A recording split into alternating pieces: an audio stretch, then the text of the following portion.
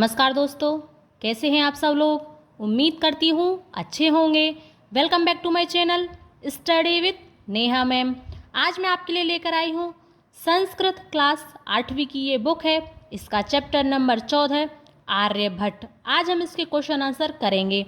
बहुत ही आसान, बहुत ही सरल तरीके से आज हम इसके क्वेश्चन आंसर करने वाले हैं। क्वेश्चन आंसरों को शुरू करने से पहले उम्मीद करती हूँ आपने इस चैप्टर का हिंदी अनुवाद अच्छे से किया होगा। यदि आप चैप्टर का हिंदी अनुवाद अच्छे से कर लेते हो तो आपको क्वेश्चन आंसर बहुत ही सरलता से याद हो जाते हैं। तो पहले अच्छे से इस चैप्टर का हिंदी अनुवाद ज़रूर कर लें। अब हम शुरू करते हैं। क्वेश्चन नंबर 1, एक पदेन उत्तरत। हमको एक पद में उत्तर देना है। सूर्य कस्याम दिशायाम उदेति। सूर्य किस दिशा से उदय होता है? पूर्व दिशायाम, पूर्व दिशा से। आर्यभट्टस्य वेधशाला कुत्र आसीत्। आर्यभट्ट की वेधशाला कहाँ थी? पाटलिपुत्रम निक्सा, पाटलिपुत्र के समीप। महान गणितज्ञ ज्योतिर्विच्चः कः अस्ति। महान गणितज्ञ और ज्योतिशास्त्र के ज्ञाता कः अस्ति, कौन है? आर्यभट्टः।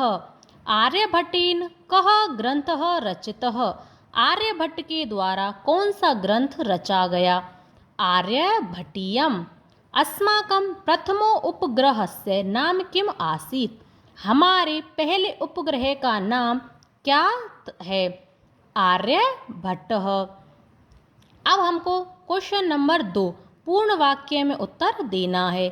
कः सुस्थापित सिद्धांत? कौन सुस्थापित सिद्धांत है? सूर्यो अचलः पृथ्वी च चला। सूर्य स्थिर है, पृथ्वी चलायमान है। या स्वकीय अक्षे घूर्णति, यह अपने अक्ष पर घूमती है। इति सुस्थापित सिद्धांतः, यही सुस्थापित सिद्धांत है। चंद्र ग्रहणम कथम भवति। चंद्र ग्रहण किस प्रकार से होता है? यदा पृथिव्याः छायापातेन चंद्रस्य प्रकाशः अवरुध्यते तदा चंद्र ग्रहणम भवति। जब पृथ्वी की छाया के द्वारा चंद्रमा का प्रकाश अवरुद्ध हो जाता है तदा चंद्र ग्रहणम भवति, तब चंद्र ग्रहण होता है। सूर्य ग्रहणम कथम दृश्यते। सूर्य ग्रहण किस प्रकार से दिखाई देता है? यदा पृथ्वी सूर्ययोः मध्ये चंद्रः समागच्छति। जब पृथ्वी और सूर्य के मध्य बीच में चंद्रमा समागच्छति आ जाता है तदा सूर्य ग्रहणम दृश्यते, तब सूर्य ग्रहण दिखाई देता है। आर्यभट्टस्य विरोधः किमर्थम अभवत्।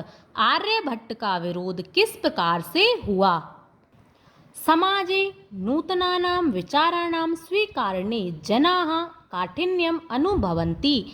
समाज में नए विचारों को स्वीकार करने में सभी लोग कठिनता का अनुभव करते हैं। अस्माद् एव कारणात्, इसी कारण से ही आर्यभट्टस्य विरोधः अभवत्। आर्यभट्ट का विरोध हुआ। प्रथमो उपग्रहस्य नाम आर्यभट्टः इति कथम कृतम्। प्रथम उपग्रह का नाम आर्यभट्ट यह किस प्रकार से रखा गया? आधुनिकै वैज्ञानिकै आर्यभट्टे तस्य सिद्धान्ते च समादरः प्रकटितः। आधुनिक वैज्ञानिकों ने आर्यभट्ट और उनके सिद्धांत के प्रति आदर प्रकट किया। अतः अस्माकं प्रथम उपग्रहस्य नाम आर्यभट्टः इति कृतम्। इसी कारण से हमारे प्रथम उपग्रह का नाम आर्यभट्ट रखा गया।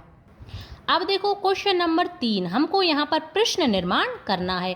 प्रश्न निर्माण करने से पहले आपको ये जानना ज़रूरी है कि जब भी आप प्रश्न निर्माण करो तो आप क्वेश्चन मार्क अवश्य लगाएं। तो प्रश्नवाचक चिन्ह को लगाना ना भूलें, इसका आपको विशेष रूप से ध्यान रखना है।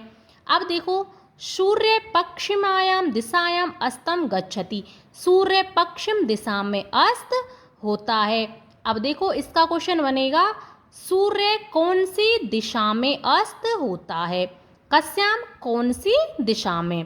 पृथ्वी स्थिरा वर्तते इति परंपरायाः प्रचलितः रूढ़ी। पृथ्वी स्थिर है, यह परंपरा प्रचलित रूढ़ी। यह परंपरा प्रचलित है। ठीक है, अब देखो इसका क्वेश्चन बनेगा परंपरा या की जगह आ जाएगा कया। कया यानी कि किससे प्रचलित है। पृथ्वी स्थिर है, यह किससे प्रचलित है।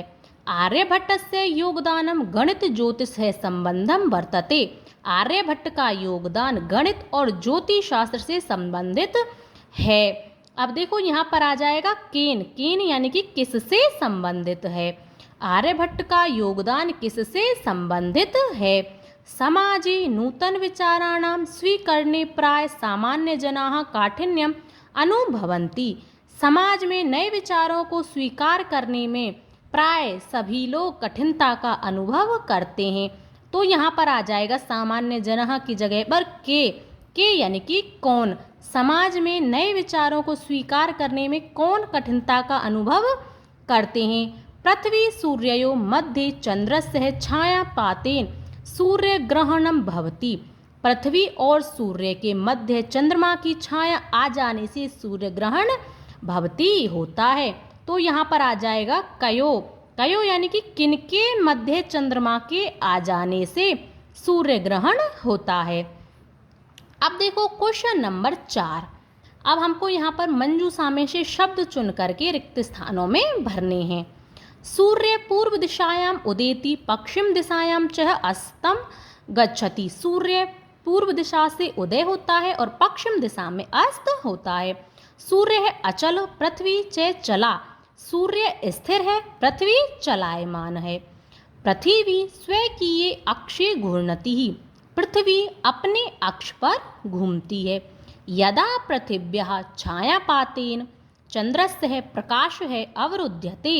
जब पृथ्वी की छाया पड़ने से चंद्रमा का प्रकाश अवरुद्ध हो जाता है, रुक जाता है, तदा तब चंद्र ग्रहणम भवति। चंद्र ग्रहण होता है।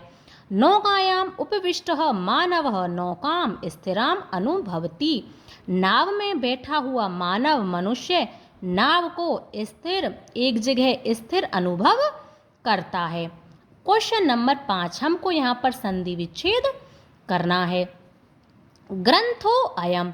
ग्रंथः प्लस अयम। सूर्यः अचलः। सूर्यः प्लस अचलः। तथैव तथा प्लस एव। काल अतिगामिनी। काल प्लस अतिगामिनी। प्रथमो उपग्रहस्य। प्रथम प्लस उपग्रहस्य। Question number 6। अब हमको यहाँ पर विपरीत शब्द लिखने हैं। उदय का विपरीत होता है अस्त। अचलः चलः। अंधकारः प्रकाशः। स्थिर अस्थिर। समादरः निरादरः। आकाशस्य पृथिव्यः।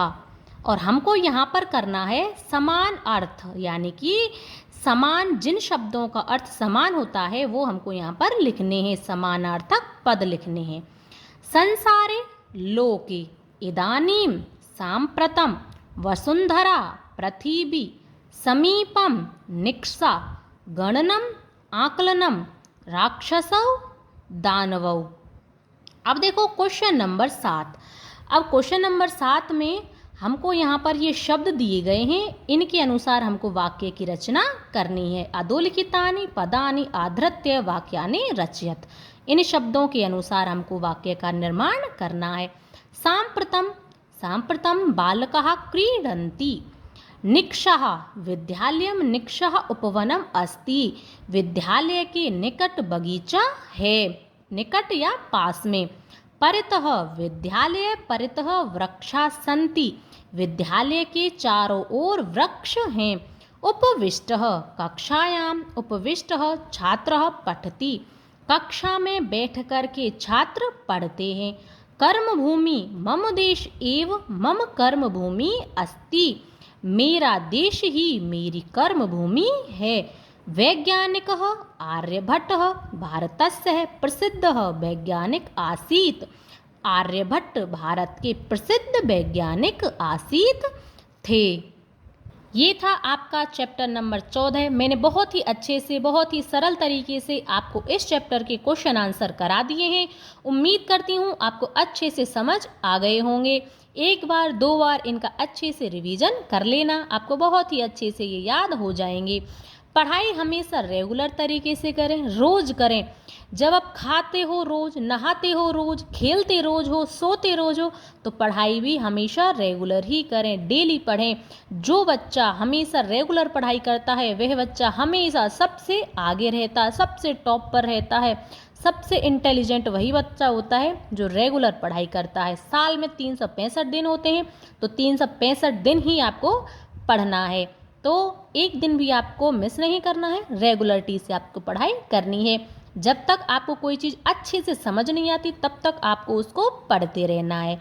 संस्कृत यदि आपको मेरी समझ नहीं आती है तो किसी और से पढ़ें, किसी और की नहीं आती है तो किसी और से पढ़ें, पर छोड़े नहीं। ये नहीं कि हमको समझ नहीं आ रहा तो हम इसे छोड़ दें, नहीं, छोड़े नहीं। एक बार 2 बार पढ़ें, हमसे नहीं पढ़ें, किसी और से पढ़ें, अच्छे से अच्छे टीचर से पढ़ें। यूट्यूब पर काफ़ी सारे आपको अच्छे से अच्छे बेहतर टीचर मिलेंगे, उनसे आप पढ़ सकती हो।